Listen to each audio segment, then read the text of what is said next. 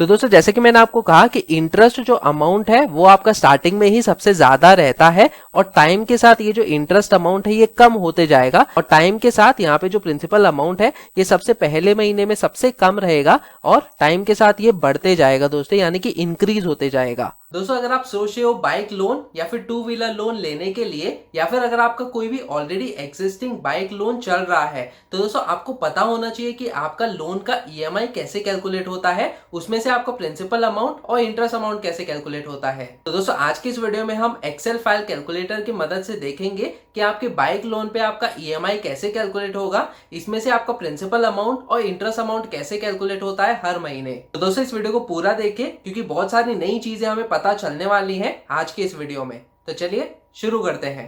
Subscribe कीजिए फिनकैलसी TV channel को और बेल आइकन को दबाइए लेटेस्ट पर्सनल फाइनेंस न्यूज़ सबसे पहले।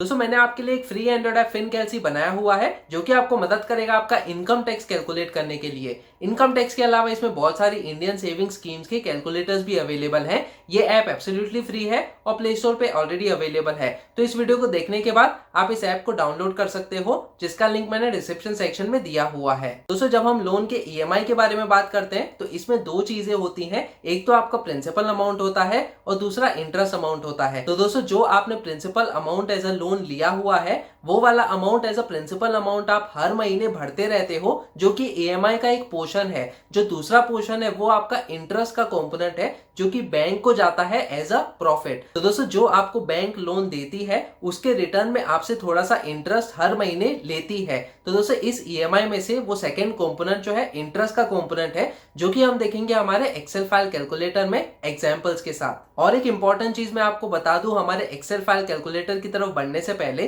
कि जितना कम इंटरेस्ट रेट हो सके उतना कम इंटरेस्ट रेट पे आपको लोन लेना चाहिए दोस्तों, क्योंकि उतना ही कम आपको इंटरेस्ट भरना पड़ेगा आपके लोन पे। और जितना कम टेन्योर यानी कि जितने कम समय तक आप अपना लोन का टेन्योर रखते हो उतना ही अच्छा होगा कम इंटरेस्ट पे करने के लिए। ये भी चीज हम देखेंगे हमारे एक्सेल फाइल कैलकुलेटर के एग्जांपल्स में। तो चलिए बढ़ते हैं हम अपने एग्जांपल्स की तरफ।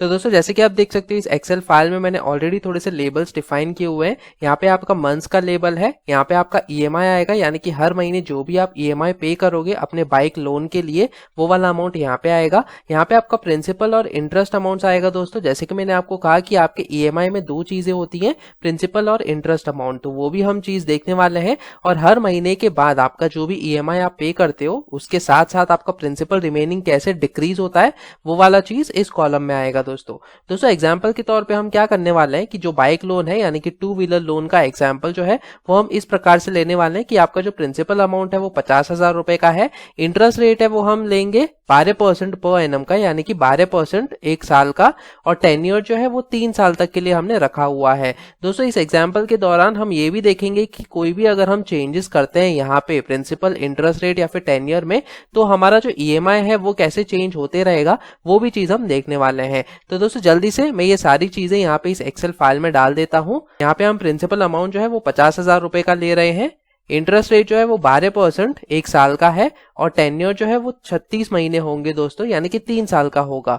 यहाँ पे आपका टोटल इंटरेस्ट दिखेगा दोस्तों, यानी कि 3 साल में आपने कितना इंटरेस्ट भरा हुआ है 50,000 का लोन लेकर, वो वाला अमाउंट यहाँ पे आएगा। और उस 50,000 को लेकर और इस टोटल इंटरेस्ट को ऐड करके आपका टोटल अमाउंट पेड कितना होगा वो वाला अमाउंट यहाँ पे आएगा दोस्तों। अब दोस्तों बहुत ही आसानी से आपका ईएमआई कैसे कैलकुलेट हो सकता है इस एक्सेल फाइल में, मैं आपको वो चीज दिखाता हूँ। तो हम जो एक्सेल फाइल का पीएमटी का फॉर्मूला है हम वो फॉर्मूला यूज करेंगे। तो यहाँ पे रेट पूछ रहा है, तो रेट जो है वो आपका इंटरेस्ट रेट होगा। तो इस सेल का मैं रेफरेंस दे देता हूं। अब दोस्तों हमें क्या करना होगा कि इस इंटरेस्ट रेट को हमें डिवाइडेड बाय 12 करना होगा, क्योंकि ये महीने का इंटरेस्ट रेट इसको चाहिए, और फिर इसके बाद हम डिवाइड करेंगे 100 से। तो दोस्तों इस प्रकार से ये जो रेट का पैरामीटर है वो हमने प्रोवाइड किया है। उसके बाद ये NPER यानी कि नंबर ऑफ मंथ्स कितने बचे हुए हैं वो वाला वैल्यू हम यहाँ पे डालेंगे दोस्तों। तो यहाँ पे मैं इस सेल का रेफरेंस दे देता हूँ यहाँ पे, और फिर दोस्तों इस चीज को हम माइनस करेंगे इस वाले मंथ के वैल्यू से, तो जो कि मैंने 0 से स्टार्ट किया हुआ है क्योंकि हमने कोई भी ईएमआई अभी तक पे नहीं किया हुआ है। तो दोस्तों ये सबसे पहला ईएमआई होगा और 36 महीने आपके बचे हुए हैं पूरे ईएमआई पे करने के लिए। अब दोस्तों जो तीसरा पैरामीटर है वो है पीवी यानी कि प्रिंसिपल वैल्यू। तो दोस्तों ये प्रिंसिपल वैल्यू हम इस सेल से उठाएंगे। तो इस सेल का मैं रेफरेंस दे देता हूं, फिर यहाँ पे एंटर पे प्रेस करता हूं। तो दोस्तों एक चीज मैं यहाँ पे भूल गया कि प्रिंसिपल रिमेनिंग जो है वो हमें इस वैल्यू को लेना होगा। तो इस चीज को भी मैं यहाँ पे कॉपी कर लेता हूँ। तो दोस्तों जैसे कि आप देख सकते हो आपका जो ईएमआई है वो है 1660 रुपीज। इस चीज को हम पॉजिटिव नंबर में डिस्प्ले करेंगे। तो एब्सोल्यूट का फॉर्मूला जो है वो मैं अप्लाई कर देता हूँ यहाँ पे। तो जैसे कि आप देख सकते हो 1660 रुपए का आपका ईएमआई होता है, यानी कि लगभग 1661 रुपीज का आपका ईएमआई होगा। 50,000 के प्रिंसिपल अमाउंट पे इंटरेस्ट रेट जो है 12% का हमने पकड़ा हुआ है और टेन्योर इन मंथ्स है वो है 36 महीने यानी कि 3 साल तक के लिए। अब दोस्तों इसमें से ये दोनों चीज कैसे कैलकुलेट होंगी वो मैं आपको बताता हूं। तो इसके लिए एक बहुत ही सिंपल सा फॉर्मूला है। तो जो आपका इंटरेस्ट कैलकुलेट होगा वो होगा आपका monthly interest rate multiply by जो भी आपका अमाउंट रिमेनिंग है वो और डिवाइडेड बाय 100। तो दोस्तों इसी फॉर्मूला को हम इंटरेस्ट के कॉलम में यहाँ पे अप्लाई करते हैं। तो दोस्तों यहाँ पे आपका मंथली इंटरेस्ट रेट कैसे होगा कि इस चीज का हम रेफरेंस लेंगे। और दोस्तों क्योंकि मैंने कहा कि मंथली इंटरेस्ट रेट तो ये तो साल का इंटरेस्ट रेट है, तो इस चीज को मैं डिवाइड करूंगा 12 से ताकि हमें मंथली इंटरेस्ट रेट मिले और फिर इस चीज को हम मल्टीप्लाई करेंगे हमारे प्रिंसिपल रिमेनिंग बैलेंस से। तो दोस्तों जो भी आपका अपडेटेड प्रिंसिपल रिमेनिंग बैलेंस होगा उस पे आपका इंटरेस्ट कैलकुलेट होते रहेगा। तो इस चीज को मैं सेलेक्ट कर लेता हूं और फिर डिवाइडेड बाय हम करेंगे 100 से। तो दोस्तों जैसे कि आप देख सकते हो 500 रुपए का इंटरेस्ट आपका कैलकुलेट हुआ है। अब दोस्तों आपका प्रिंसिपल अमाउंट कैलकुलेट करना बहुत ही आसान हो गया है। तो जो आपका ईएमआई है हम उस चीज को लेंगे और माइनस करेंगे हमारा जो इंटरेस्ट अमाउंट है वो। तो दोस्तों इस चीज का जो डिफरेंस मिलता है हमें वो आपका प्रिंसिपल अमाउंट होगा। तो दोस्तों ये चीज हमें ये बताती है कि आपका जो ईएमआई है वो है 1660.72 रुपीज। उसमें से आपका पहले महीने का जो प्रिंसिपल अमाउंट है वो है 1160.72 और बचा हुआ ऊपर का जो अमाउंट है वो है 500 रुपीज का, वो एज अ इंटरेस्ट बैंक को चला जाएगा। दोस्तों अब तक तो आपको बहुत सारी इन्फॉर्मेशन मिल गई, तो एक लाइक तो बनता ही है। तो प्लीज इस वीडियो को लाइक कीजिए, शेयर कीजिए अपने दोस्तों के साथ। अगर आप इस चैनल पर नए हो तो सब्सक्राइब कीजिए और बेल आइकन को प्रेस कीजिए। अब दोस्तों दूसरे महीने के लिए क्या होगा कि आपका जो प्रिंसिपल रिमेनिंग है वो डिक्रीज हो जाएगा। तो इस चीज को हम लेंगे और माइनस करेंगे ये वाला प्रिंसिपल अमाउंट दोस्तों, क्योंकि ये वाला जो प्रिंसिपल वैल्यू है यही चीज माइनस होगी। जो आपका इंटरेस्ट अमाउंट है वो तो बैंक को चला गया, तो वो उनका प्रॉफिट होता है। तो जैसे कि आपको पता है बैंक अपना प्रॉफिट छोड़ेगी नहीं, तो यही चीज उनका जो है वो प्रॉफिट होता है, एज अ रेवेन्यू होता है दोस्तों, जब भी वो आपको लोन देती है। तो इस चीज में आपका प्रिंसिपल रिमेनिंग जो है यहाँ से ये जो प्रिंसिपल अमाउंट है वो माइनस कर दिया जाएगा। और फिर दोस्तों दूसरे महीने में भी आपका जो ईएमआई है उस चीज को हम सेम रखेंगे। तो इस सेल का रेफरेंस दे देता हूं मैं यहाँ पे। और अगर दूसरे महीने का इंटरेस्ट अगर हम देखें तो इस चीज को एक्सटेंड कर देते हैं और यहाँ पे प्रिंसिपल को भी एक्सटेंड कर देते हैं।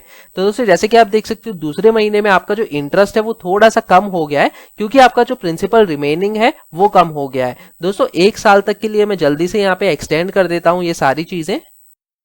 तो दोस्तों जैसे कि मैंने आपको कहा कि इंटरेस्ट जो अमाउंट है वो आपका स्टार्टिंग में ही सबसे ज्यादा रहता है और टाइम के साथ ये जो इंटरेस्ट अमाउंट है ये कम होते जाएगा, क्योंकि आपका जो प्रिंसिपल रिमेनिंग है वो भी कम होते जा रहा है दोस्तों। और टाइम के साथ यहाँ पे जो प्रिंसिपल अमाउंट है ये सबसे पहले महीने में सबसे कम रहेगा और टाइम के साथ ये बढ़ते जाएगा दोस्तों, यानी कि इंक्रीज होते जाएगा। आपका जो ईएमआई अमाउंट है उसको हमने सेम रखा हुआ है, यानी कि सेम ईएमआई अमाउंट आप हर महीने डिपॉजिट करते रहोगे और उस महीने के लिए आपका प्रिंसिपल अमाउंट और इंटरेस्ट अमाउंट कितना है वो आप यहाँ पे देख सकते हो। दोस्तों यहाँ पे अगर मैं सारी चीजों को एक्सटेंड कर दूं यहाँ पे अगले 36 महीने के लिए, जैसे कि आप देख सकते हो 35वें महीने तक मैंने यहाँ पे लेबल डिफाइन किए हुए हैं। तो 36 महीने तक आप अपना ईएमआई भरते रहोगे और इस हिसाब से आपका जो प्रिंसिपल और इंटरेस्ट अमाउंट जो है और प्रिंसिपल रिमेनिंग बैलेंस है वो अपने आप कैलकुलेट होते रहेगा। तो दोस्तों अगर हम 36 महीने के बाद देखें तो जैसे कि आप देख सकते हो आपका 36वां जो ईएमआई है 1660.72 रुपीज, उसमें से आपका जो प्रिंसिपल अमाउंट है वो है 1644.27 और जो बचा हुआ इंटरेस्ट अमाउंट है वो रह गया है 16.44 रुपीज। तो दोस्तों ये चीज हमें ये बताती है कि ज्यादातर आपका जो इंटरेस्ट अमाउंट है वो आपसे स्टार्टिंग में ही ले लिया जाता है। जैसे कि आप देख सकते हो पहले महीने में आपका जो इंटरेस्ट अमाउंट आपसे लिया गया था वो था 500 रुपए और आखिरी महीने में जो आपका इंटरेस्ट अमाउंट लिया है वो है 16.44 रुपीज। तो दोस्तों दोस्तों प्रिंसिपल अमाउंट जो है वो स्टार्टिंग में कम ही रहेगा और टाइम के साथ वो बढ़ते जाएगा और सबसे आखिर के महीने में सबसे ज्यादा प्रिंसिपल अमाउंट आपका बचा हुआ होगा जो कि आपको देना ही पड़ेगा दोस्तों अब हम ये देखते हैं कि आपने टोटल इंटरेस्ट कितना पे किया। तो यहाँ पे इस सेल में मैं सम का फॉर्मूला डालूंगा और ये वाला जो सेल्स है ये हम सेलेक्ट करेंगे दोस्तों। तो जैसे कि आप देख सकते हो कि पूरा जो टोटल इंटरेस्ट आप पे करोगे 3 साल के आपके लोन में वो है 9785.76 और दोस्तों टोटल अमाउंट जो आप पे करोगे यहाँ पे वो होगा आपका जो भी आपने प्रिंसिपल अमाउंट लिया है एज अ लोन, उस चीज को हम ऐड करेंगे आपके टोटल इंटरेस्ट के साथ और फिर जो हमें वैल्यू मिलेगा वो होगा आपका टोटल अमाउंट पेड। तो दोस्तों 59,785.76 आप टोटल अमाउंट पे करोगे अगर आप 50,000 रुपए का लोन लेते हो 12% के इंटरेस्ट रेट पे और 3 साल का अगर आप लोन रखते हो। अब दोस्तों इंपॉर्टेंट चीज यहाँ पे ये रहेगी कि आपका इंटरेस्ट रेट और कितने लंबे समय तक आपने लोन लिया हुआ है। तो दोस्तों आपको यही कोशिश करनी चाहिए कि जितना कम हो सकता है इंटरेस्ट रेट उतने कम इंटरेस्ट रेट पे आपको लोन लेना चाहिए। तो जैसे कि आप देख सकते हैं यहाँ पे हमने 12% का इंटरेस्ट रेट लिया हुआ है। अगर मैं इसको 9% कर दूं दोस्तों और यहाँ पे आप EMI देख सकते हो कि किस तरीके से वो बदलता है। यहाँ पे मैंने एंटर पे क्लिक किया, जैसे कि आप देख सकते हो आपका EMI रिड्यूस होकर हो गया है 1589.99 रुपीज। तो दोस्तों ये क्योंकि आपका इंटरेस्ट रेट कम हुआ है तो उसी के हिसाब से आपका EMI भी कम हो गया है। और दोस्तों यहाँ पे अगर आप इंपॉर्टेंट चीज नोटिस करो, आपका जो टोटल इंटरेस्ट पेड होगा वो भी कम हो गया है दोस्तों, वो हो गया है 7239.52 रुपीज। तो दोस्तों जितना कम आपका इंटरेस्ट रेट होगा उतना ही कम आपका EMI होगा और उतना ही कम आपको इंटरेस्ट भरना होगा। तो दोस्तों जितना ज्यादा इंटरेस्ट रेट होगा, समझो अगर मैंने यहाँ पे 15% कर दिया तो आपका EMI भी बढ़ जाएगा। जैसे कि आप देख सकते हो आपका EMI बढ़कर हो गया है 1733.27 रुपीज और आपका टोटल इंटरेस्ट भी दोस्तों बढ़ जाएगा क्योंकि आप ज्यादा इंटरेस्ट पे कर रहे हो यहाँ पे। तो दोस्तों यही कोशिश कीजिए कि आपको कम से कम इंटरेस्ट रेट पे आपको बाइक लोन या फिर 2 व्हीलर लोन मिले किसी भी बैंक से, ताकि आपको कम EMI और टोटल इंटरेस्ट है वो भी आपको कम भरना पड़े। दोस्तों दूसरी इंपॉर्टेंट चीज यहाँ पे ये है कि कितना लंबा समय तक आप अपना लोन रखते हो। तो ये हमने 3 साल का केस लिया है। तो दोस्तों अगर मैं इस 36 महीने को कम करके अगर 30 महीने करता हूं, यानी कि 2.5 साल का लोन जो है वो हम रखते हैं, तो यहाँ पे अगर आप नोटिस करोगे तो आपका EMI और बढ़ गया है। तो दोस्तों जितना कम समय तक आप अपना लोन रखोगे उतना ही ज्यादा EMI होगा आपका, लेकिन दोस्तों आपको जो इंटरेस्ट है वो भी आपका कम हो गया है। जैसे कि आप यहाँ पे देख सकते हो 8122.17 रुपीज। यहाँ पे अगर हमने 2 साल का लोन रखा है तो 24 महीने करते हैं हम, तो जैसे कि आप देख सकते हो 6488.17 रुपीज। दोस्तों ये चीज हमें ये कहती है कि जितना कम समय तक आप लोन रखते हो अपना बाइक लोन या फिर 2 व्हीलर लोन, उतना ही कम इंटरेस्ट आपको भरना पड़ेगा। लेकिन दोस्तों और एक चीज यहाँ पे अगर आप नोटिस करो तो आपका EMI उतना ही ज्यादा बढ़ जाएगा। तो दोस्तों आपको यही कोशिश करनी चाहिए, जितना EMI आप एफोर्ड कर सकते हो उसी के हिसाब से आप अपने टेन्योर इन मंथ्स को जो है वो सेट कर लो। तो दोस्तों इस एक्सेल फाइल की मदद से आप अपने बाइक लोन या फिर 2 व्हीलर लोन का EMI, प्रिंसिपल अमाउंट और इंटरेस्ट अमाउंट कैलकुलेट करके चेक कर सकते हो। दोस्तों आप मेरे बाकी के वीडियोस भी देख सकते हो। दूसरे और एक वीडियो में मैंने आपको होम लोन पे आपका EMI कैसे कैलकुलेट होता है, उसमें से आपका प्रिंसिपल और इंटरेस्ट अमाउंट कैसे कैलकुलेट होता है वो भी मैंने आपको समझाया हुआ है। और दोस्तों प्री पेमेंट्स करके आप अपना लोन का इंटरेस्ट कैसे बचा सकते हो वो भी मैंने आपको समझाया हुआ है उस वीडियो में। दोस्तों दूसरे और एक वीडियो में SIP यानी कि सिस्टमैटिक इन्वेस्टमेंट प्लानिंग के जरिए अगर आप म्यूचुअल फंड्स में निवेश करते हो तो आपके रिटर्न्स कैसे कैलकुलेट होंगे वो भी मैंने आपको समझाया हुआ है एक्सेल फाइल कैलकुलेटर को यूज करके। HRA यानी कि हाउस रेंट अलाउंस पे आपका HRA कैसे कैलकुलेट होगा ताकि आप अपना इनकम टैक्स बचा पाओ, ये भी मैंने अलग एक वीडियो में आपको समझाया हुआ है एक्सेल फाइल कैलकुलेटर को यूज करके। दोस्तों आपका इनकम टैक्स कैसे कैलकुलेट होगा फाइनेंशियल ईयर 2021 और 22 के लिए, ये भी मैंने आपको समझाया हुआ है एक्सेल फाइल कैलकुलेटर को यूज करके एक अलग वीडियो में। इसके अलावा आप मेरा PPF यानी कि पब्लिक प्रोविडेंट फंड का भी वीडियो देख सकते हो। इसमें हमने देखा है कि आपका मंथली इंटरेस्ट कैसे कैलकुलेट होता है और ईयरली कंपाउंडिंग कैसे होता है। तो दोस्तों ये सारे वीडियोस आप देख सकते हो एक प्लेलिस्ट में, जिसका लिंक मैंने ऑलरेडी डिस्क्रिप्शन सेक्शन में दिया हुआ है।